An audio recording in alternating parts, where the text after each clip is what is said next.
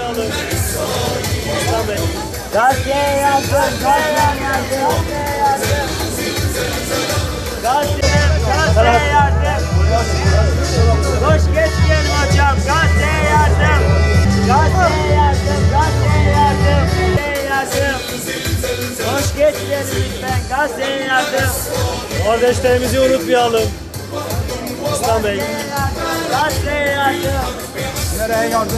Gazete yardım.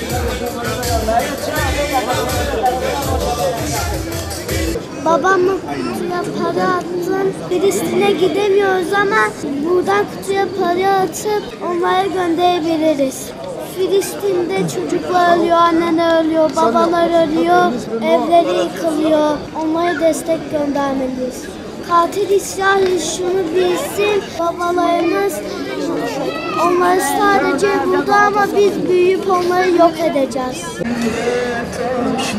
Allah hepinizi kabul etsin.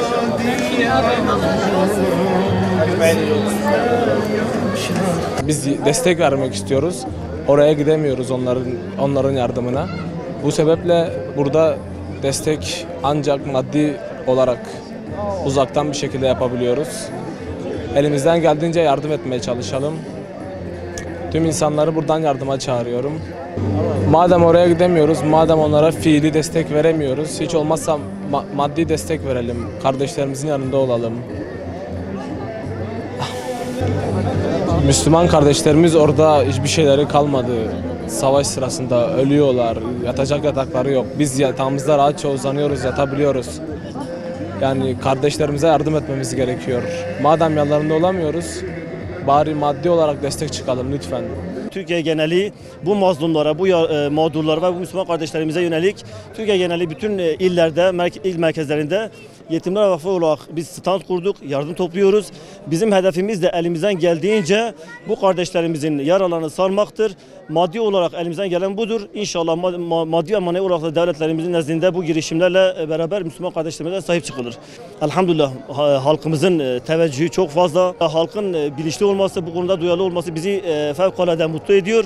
Bu mazlumların yarası o giderine kadar bu standımız açık olacaktır. Halkımızın özellikle bize o yardımı verdiğinde, standa o parayı koyduğunda gözleri dolu duygusal bir şekilde maalesef şu cümleyi kuruyor. Yani keşke elimizden fazlası gelebilse, keşke biz daha fazlasını yardım edebilsek. Yani elinden geldiği şu anda maddi olarak nakdi parayı bize teslim etmektir. Diğer şekilde devletten çok büyük bir beklenti içindedirler. Evet, bu bir nebze de olsa küçük bir yaralarını saracak ama daha büyük beklentileri halkımızın içi yanıyor, yüreği yanıyor.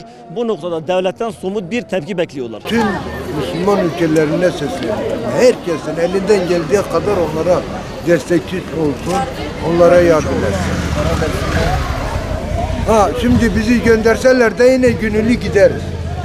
Şahsen ben kendim gönüllü giderim. Şehit düşmek var, herkese de nasip olmaz. Bu şehit yani. Müslüman arkadaşların için ne yaparsan yap, yani onların uğrunda canını verdin tabirde sen şeysin.